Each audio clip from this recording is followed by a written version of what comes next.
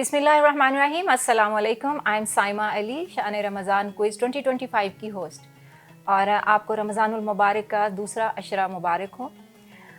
हम लोग अल्लाह ताला की दी हुई नेमतों का कभी कभी वो शुक्र अदा करना भूल जाते हैं जो कि हमें करना चाहिए, और इसमें अल्लाह ताला के दिए हुए वो बहुत सारे अल्फाज हैं जिनको याद रख कर हम मायूसी से ख़ुद को दूर रख सकते हैं। इसी तरह सूरह रोम में आयत नंबर 60 में अल्लाह ताला ने फरमाया है, फ़स्बिर इन्ना वादल्लाहि हक़्क़म वला यस्तख़िफ़न्नकल्लज़ीना ला युक़िनून। बस तुम सब्र करो, बेशक खुदा का वादा सच्चा है, और देखो जो लोग यकीन नहीं रखते वो तुम्हें कहीं कमज़ोर ना बना दें। सो be patient, surely अल्लाह's promise is true, and let not the disbelievers shake your firmness। और इसी को बांगे दरा में अल्लामा इकबाल ने जिस तरह फरमाया, वो आखिरी शेर है उस नज़म का, लेकिन मेरी ख्वाहिश है कि पूरी नज़म हम पढ़ लें। छोटी सी है। गरचे तो ज़िंदानी असबाब है, कल्ब को लेकिन ज़रा आज़ाद रख। Though you are bound by cause and effect, keep your heart a little independent।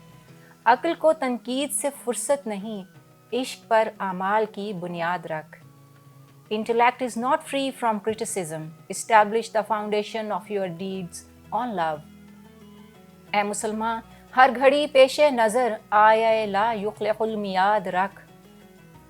O Muslim, always in your mind keep the verse आया ला युखलिफुल मियाद। और आखिरी शेर जिसका इस आयत के साथ ताल्लुक़ है, ये लिसानुल असर का पैगाम है, इन्ना वादल्लाहि हक़्क़ुन याद रख। This is the message of the voice of time, always deep in heart, इन्ना वादुल्लाहि हक़्क़ुन याद रख। तो ज़िंदगी के सफ़र में ऐसे लम्हात ज़रूर आते हैं जब इंसान का अज़्म मुतज़लज़ल हो जाता है, लेकिन बातिल कुव्वतें उस पर किसी भी तरह हावी हों, उसे कभी नहीं भूलना चाहिए कि अल्लाह सुब्हाना व तआला हमेशा उसके साथ है, क्योंकि हम उसकी वो अहसन तकवीम तख्लीक हैं जिसके लिए उसने ये सारी कायनात तख्लीक की, और वो कभी भी हमें अकेला नहीं छोड़ता। और उसके लिए उसने ख़ुद कहा कि जब तुम मेरे बंदे बनोगे, जिसको अल्लामा इकबाल ने अपनी शायरी में मर्द मोमिन से तशबीह दी, तो वो हमेशा उनके साथ रहेगा, और कभी भी मर्द मोमिन शिकस्ता दिल नहीं हो सकता। जी, हम चलते हैं आज की टीम्स की तरफ, और आज हमारे साथ मौजूद हैं law department of university of southern Punjab से हमारे पहले पार्टिसिपेंट शहजाद रशीद, और उनके साथ हैं ग़ुलाम Yasin. Welcome to the show. और यूनिवर्सिटी ऑफ सदर्न पंजाब के वुमेन कैंपस की नुमाइंदगी कर रही हैं मुक़द्दस मंजूर और कोमल Yasir. Welcome to the show. हमारे साथ मौजूद हैं हमेशा की तरह हमारे expert doctor Syed Usman Ghani Gilani, foreign qualified हैं, पीएचडी की इन्होंने मलेशिया से, इस्टेक डिपार्टमेंट से, और वहाँ पर सिर्फ इस्लामिक एक एजुकेशन नहीं होती, लेकिन इस्लामिक थॉट एंड सिविलाइजेशन पे पूरा अबूर होता है, और हम बड़े शुक्रगुजार हैं इनके कि हमारे पास जो भी एक मुश्किल सवालात आते हैं उनके बहुत तफसील से जवाब देते हैं, जिससे हमारे मौजूद यहाँ पे शुरका और देखने वाले तालिब इल्म भी, और ख़ुद हम भी तालिब इल्म हैं, हमें उन चीज़ों के मतलब एक बेहतर नॉलेज मिलता है। शुरू करें सर, आपकी इजाज़त। तो सेगमेंट्स आपको मालूम होंगे, आप दोनों टीम्स नई हैं, पहला आपका शो है, तो हम दोबारा एक रिपीट भी कर देते हैं, बेशक आपने पहले के शोज़ देखे हैं। आपसे 5 सेगमेंट्स हैं, उनमें से हर सेगमेंट से 2-2 सवालात होंगे, मतलब टोटल 10 सवाल होंगे एक टीम से, और आपको जो सोचने का टाइम है वो 20 सेकेंड मिलेगा। तो मशवरा करके आपने माइक ऑन करके बात करनी है, एक बंदे ने बात करनी है। 20 सेकेंड के बाद अगर आप जवाब देते हैं या उसके बाद आप बीच में सवाल रिपीट करने को कहते हैं, तो वो भी आपका टाइम उसमें जाएगा। तो पहली दफ़ा में ही सवाल को गौर से सुनें और समझें। ये जो टोटल आपके 3 एपिसोड्स होंगे, उनकी जो टोटल मार्क्स होंगे उसकी बेस पे फैसला होना है कि आप आगे क्वालिफाई करते हैं या नहीं। तो बात समझ आ गई? अब शुरू करते हैं। और थोड़ा मुस्कुरा के, बिल्कुल परेशान ना हो, क्योंकि यहाँ पे इन सवालों पे आपके कहीं डिग्री पे कोई असर नहीं पड़ने वाला। ठीक है।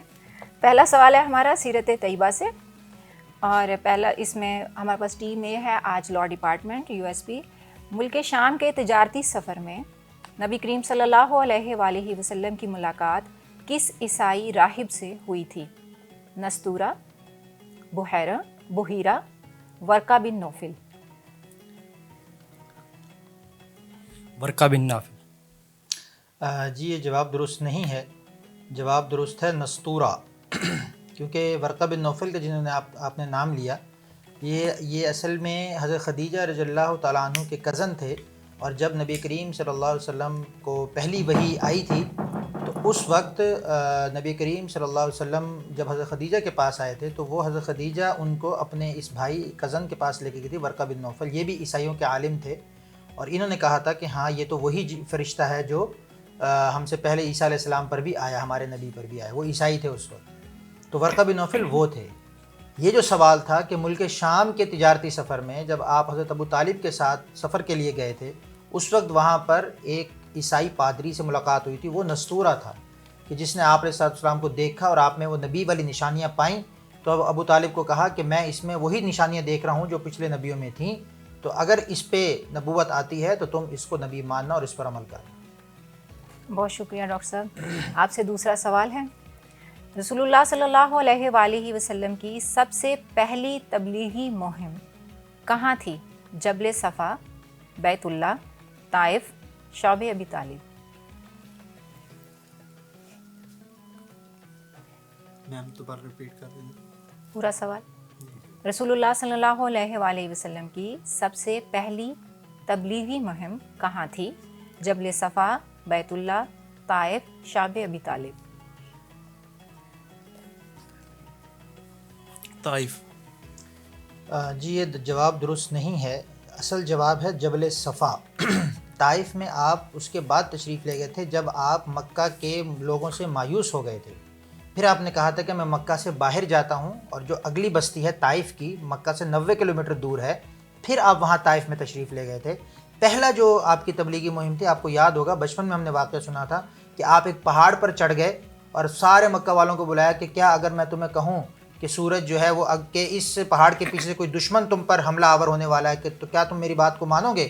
تو سب لوگوں نے کہا تھا کہ ہاں ہم تمہاری بات کو مانیں گے کیونکہ آپ صادق اور امین ہیں۔ اور پھر جب اللہ کے نبی نے کہا کہ اگر میں یہ کہوں کہ میں اللہ کا نبی ہوں اور تمہیں اللہ سے ڈرانے کے لیے آئے تو کیا تم مانو گے؟ پھر انہوں نے کہا کہ نہیں ہم نہیں مانیں گے۔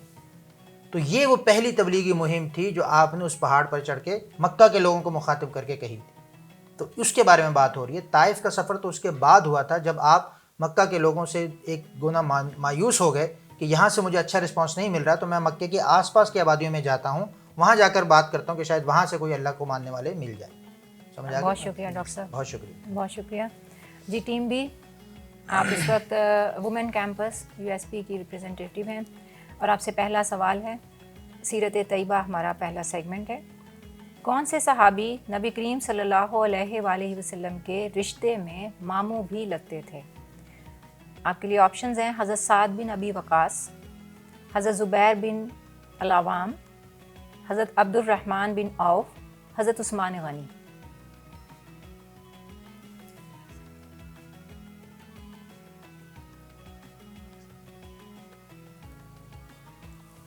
آپشن میم؟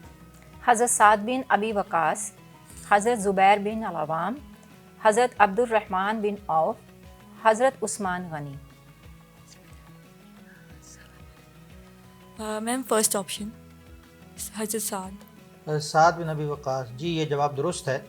حضرت سعد بن ابی وقاص نبی کریم صلی اللہ علیہ وسلم کے رشتے میں ماموں لگتے تھے، یعنی حقیقی ماموں نہیں تھے، کیونکہ آپ کی والدہ حضرت آمنہ رضی اللہ تعالیٰ عنہا کے کوئی حقیقی بھائی بہن نہیں تھے، وہ اکیلی بیٹی تھیں اپنی والد صاحب کی، تو یہ کزن لگتے تھے ان کے رشتے میں ان کی والدہ کی طرف سے، تو اس وجہ سے یہ بڑے اعزاز کے ساتھ ہمیں کہتے تھے، اپنے آپ کو اپنے لوگوں میں کہتے تھے کہ میں نبی کریم صلی اللہ علیہ وسلم کا ننیالی رشتہ دار ہوں اور میں نبی کریم صلی اللہ علیہ وسلم کا ماموں ہوں، تو اس وجہ سے یہ ان کے ماموں کہلاتے ہیں۔ جی بہت شکریہ ڈاکٹر صاحب۔ آپ سے دوسرا سوال ہے، وومن کیمپس کی ٹیم، نبی کریم صلی اللہ علیہ وآلہ وسلم اور حضرت خدیجہ رضی اللہ تعالیٰ عنہا کا خطبہ نکاح کس نے پڑھایا؟ حضرت ابوبکر صدیق، حضرت عبد المطلب یا حضرت ابو طالب؟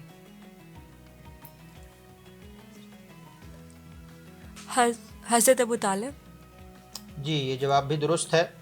نبی کریم صلی اللہ علیہ وسلم حضرت خدیجہ کا جب نکاح ہوا تھا تو اس وقت آپ اپنے چچا حضرت ابو طالب کی کفالت میں تھے، تو اس وجہ سے ابو طالب ہی ان کے جو ہے وہ کیئر ٹیکر تھے، تو انہوں نے ہی یہ خطبہ پڑھایا تھا۔ جی بہت شکریہ ڈاکٹر صاحب۔ جی ٹیم ہے، آپ سے ہمارے دوسرے سیگمنٹ قرآن کریم سے پہلا سوال ہے۔ اچھا میں سیگمنٹ کا نام پہلے اس لیے بولتی ہوں تاکہ آپ आपकी जो रैंडम थॉट्स होती हैं वो किसी एक जगह पे फोकस हो जाएं कि सवाल इसी एक सेगमेंट से जुड़ा हुआ है, ठीक है, तो आप इसको गौर कर लिया करें। कुरान करीम हमारा दूसरा सेगमेंट है और इसमें से आपसे पहला सवाल है, कुरान करीम का सबसे पहला तर्जुमा किस ज़ुबान में हुआ? उर्दू, अंग्रेज़ी, लातीनी, फ़ारसी? फ़ारसी। जी ये जवाब दुरुस्त है। सलमान फ़ारसी की तरफ से कुरान मजीद का पहला तर्जमा फ़ारसी ज़बान में किया गया। बहुत शुक्रिया डॉक्टर साहब। जी दूसरा सवाल है आपसे, सबआ मसानी कुरान करीम की किस सूरत को कहा जाता है? अल फातिहा, अल अस्र, अल इखलास, अल ज़ुहा? रिपीट सबआ मसानी नाम है, कुरान करीम की किस सूरत को कहा जाता है? अल फातिहा, अल अस्र, अल इखलास, अल ज़ुहा?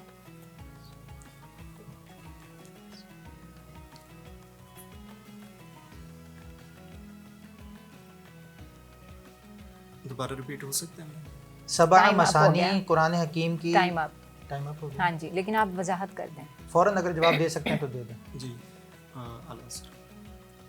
जी ये जवाब गलत है। सबा मसानी कुरान हकीम की सूरत फ़ातिहा को कहा जाता है। सबा मसानी, सबा अरबी में 7 को कहते हैं और इसकी 7 आयात हैं सूरत फ़ातिहा की। ये इसकी एक निशानी थी अगर आपने गौर किया थोड़ा होता तो। गौर करते हैं। और मसानी कहते हैं कि बार बार पढ़े जाने वाली, यके बाद दीगरे पढ़े जाने वाली। तो चूँकि सूरह फ़ातिहा जो है वो बार बार पढ़ी जाती है नमाज में और वैसे भी हम सबको याद होती है और बार बार पढ़ी जाती है, इस वजह से इस सूरत को सबा मसानी कहा जाता है, यानी वो 7 आयात जो बार बार दोहराई जाएँ। बहुत शुक्रिया डॉक्टर साहब। हम टीम बी की तरफ जाते हैं। कुरान हकीम हमारा दूसरा सेगमेंट है और इससे आपसे पहला सवाल है, कुरान में सबसे पहले कौन सा हराम फेल बयान किया गया? कत्ल, शिर्क, सूद, जना? शिर्क। नहीं ये जवाब ठीक नहीं है। सही जवाब है कत्ल। कि जो हज़रत आदम अलैहिस्सलाम के जो 2 बेटे थे उनमें से एक बेटे ने दूसरे को कत्ल किया था और उसको दफनाया था।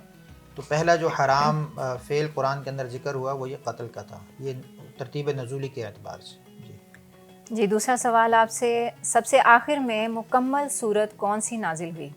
मुकम्मल सूरत, सूरह अल नस्र, अल इखलास, अल फातिहा, अन्नास?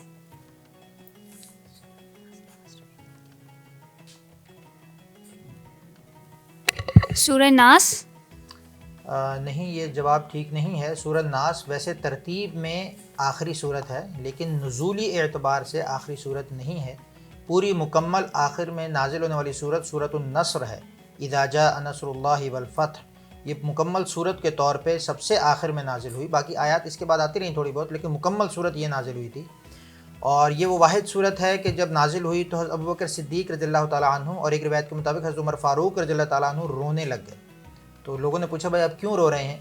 तो उन्होंने कहा कि इस सूरत के अंदर इशारा है कि अब नबी करीम सल्लल्लाहु अलैहि वसल्लम की वफ़ात का वक्त आ चुका है, क्योंकि सूरत के अंदर अल्लाह ताला ने ये फरमाया कि अब फ़तह जो है वो आ चुकी है और लोग जोग दर जोग जो है वो ईमान में और इस्लाम में दाखिल हो रहे हैं। तो इसका मतलब है कि नबी के आने का जो मकसद था वो मुकम्मल हो गया।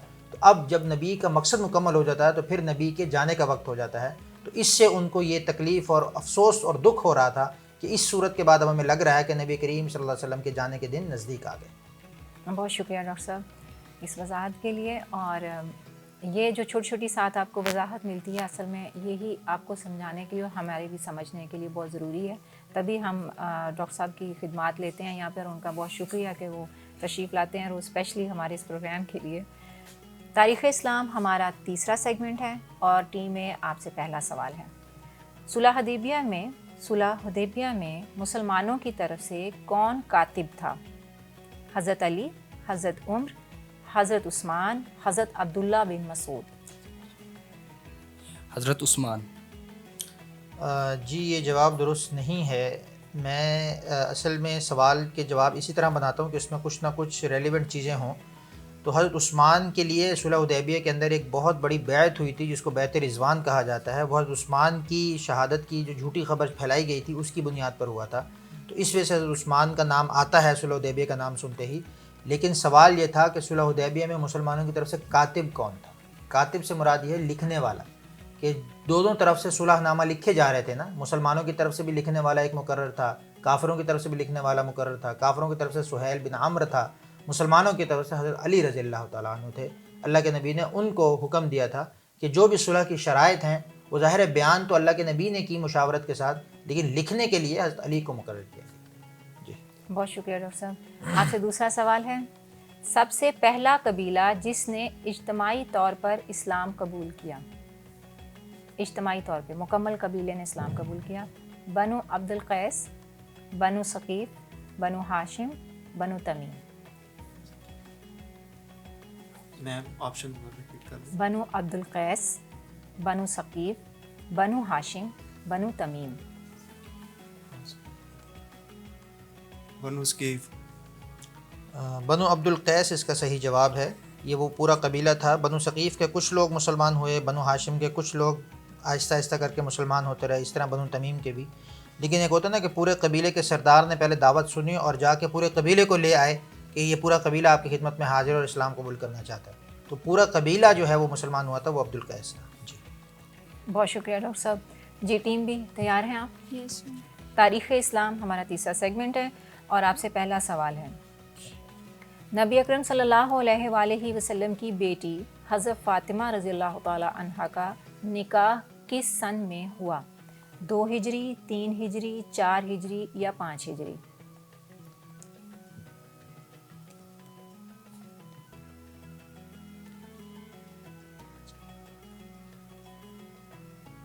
میم آپشن 2 ہجری، 3 ہجری، 4 ہجری، 5 ہجری۔ 5 ہجری۔ 2 ہجری میں آپ کا نکاح ہوا تھا۔ کوئی بات نہیں، دوسرا سوال ہے بھی، دوسرا سوال آپ سے کہ نبی اکرم صلی اللہ علیہ وآلہ وسلم نے سب سے پہلے کس قبیلے کو اسلام کی دعوت دی؟ بنو ہاشم، بنو عدی، بنو ثقیف، بنو امیہ۔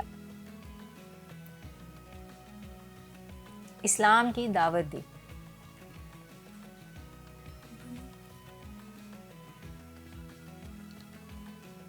بنو ہاشم۔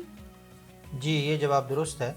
ابھی پچھلے سوال کے اندر بھی، سیرت طیبہ کے سوال کے اندر بھی اس کا اشارہ ملا تھا آپ کو کہ آپ کی پہلی تبلیغی مہم جو تھی وہ آپ نے اپنے مکہ کے لوگوں کو ہی اکٹھی کر کے دی تھی، اور مکہ میں زیادہ تر اس وقت بنو ہاشم کے ہی لوگ تھے، جو آپ کا اپنا قبیلہ ہے، آپ بنو ہاشم کے قبیلے سے ہیں، تو اس لیے پہلے قبیلے کو اسلام کی دعوت بنو ہاشم ہی بنتی ہے۔ جی بہت شکریہ ڈاکٹر صاحب۔ اور یہاں ناظرین ہم لیتے ہیں ایک چھوٹا سا بریک۔ اگلے حالات اس پروگرام کے اور ان ٹیمز کے جاننے کے لیے جڑے رہیے USP اسٹوڈیو کے ساتھ اور شان رمضان کوئز کے ساتھ۔ اجازت دیں۔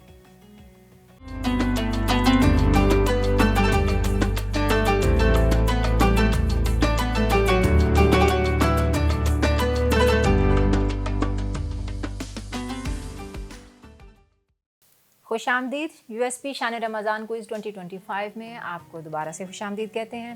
ہمارے اس پورے شو کو اسپانسر کیا ہے نسا کاسمیٹکس نے، اور اس شو کو ارینج کیا ہے کریکٹر بلڈنگ سوسائٹی نے۔ تو ٹیمز آج پہلے دن ہیں ہمارے ساتھ اور ان کا آج پہلا ایپیسوڈ ہے، تو تھوڑے سے گھبرائے ہوئے ہیں۔ گھبرانا نہیں ہے، یہ تو کٹ ہو جائے گا۔ اچھا چلیں جی، مسلمان سائنسدان ہمارا چوتھا سیگمنٹ ہے۔ اوکے، میں پھر سے ریپیٹ کر رہی ہوں، مسلمان سائنسدان۔ ٹھیک، تو اب آپ پہلے سوال ہے آپ سے ٹیم میں، دوربین کا سب سے پہلا نظریہ کس مسلمان سائنسدان نے پیش کیا؟ ابن الحسن، جابر بن حیان، ابو ریحان البیرونی، ابن سینا۔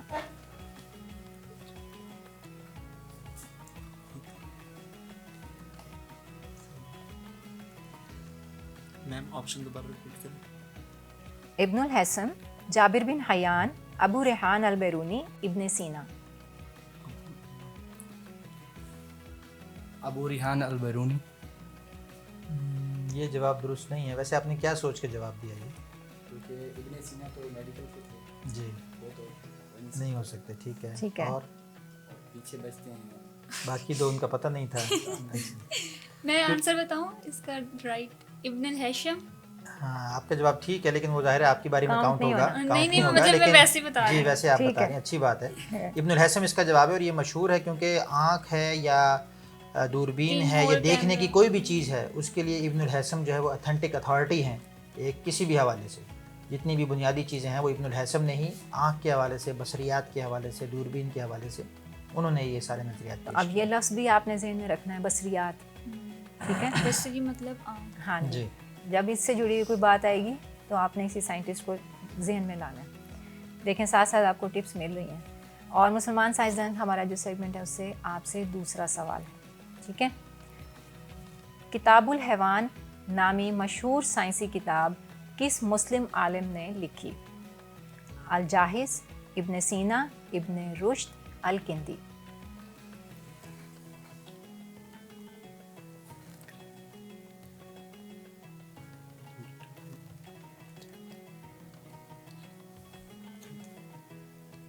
ابن سینا.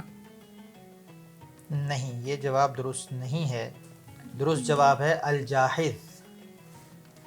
کتاب الحیوان یہ انسانی بدن کی جو ساخت ہے اس کے اوپر لکھی ہے، اور یہ الجاحظ اس وقت کے مشہور سائنسدان تھے طب کے، انہوں نے لکھی. جی بہت شکریہ ڈاکٹر صاحب. ٹیم بھی آپ سے پہلا سوال ہے مسلمان سائنسدان سے، اور پہلا سوال آپ سے، علم نفسیات سائیکالوجی کا پہلا اسلامی ماہر کون تھا؟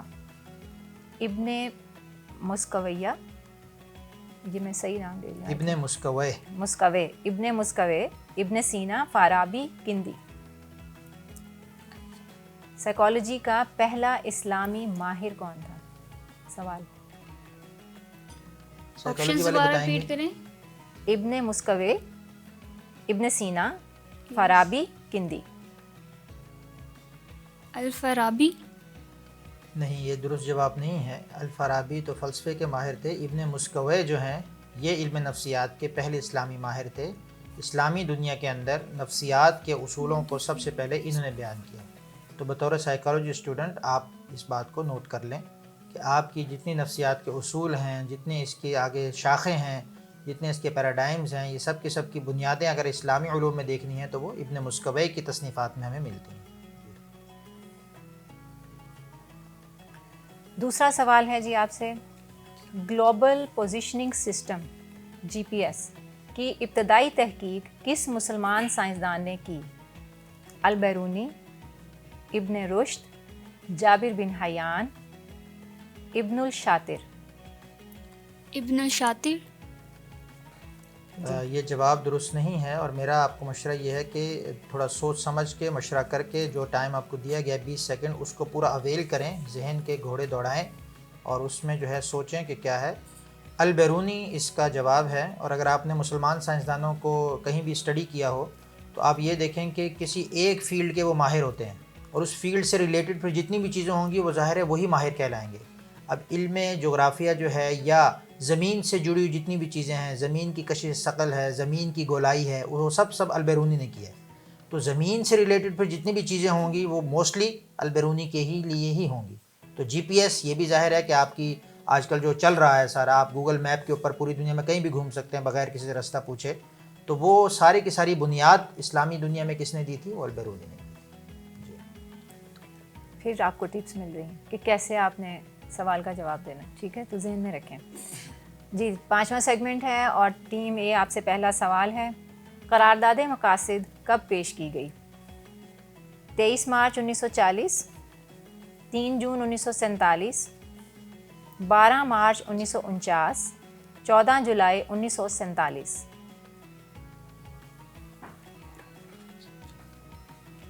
میم آپشن ریپیٹ کریں. 23 مارچ 1940، 3 جون 1947، 12 مارچ 1949، 14 جولائی 1947. 23 مارچ 1940. اگر آپ اپنے دوست کی بات سن لیتے تو آپ کا جواب درست ہوتا، لیکن اب آپ کا جواب درست نہیں ہے. آپ کے دوست صحیح کہہ رہے تھے لیکن آپ نے ان کی بات نہیں مانی. جواب تو غلط ہو گیا، لیکن آپ بتا دیں کیا کہا تھا آپ نے ان کو پہلے؟ 12 مارچ 1949 قرارداد مقاصد 12 مارچ 1949 کو پیش کی گئی تھی. جو آپ فرما رہے ہیں وہ قرارداد پاکستان تھی 23 مارچ 1940 کو.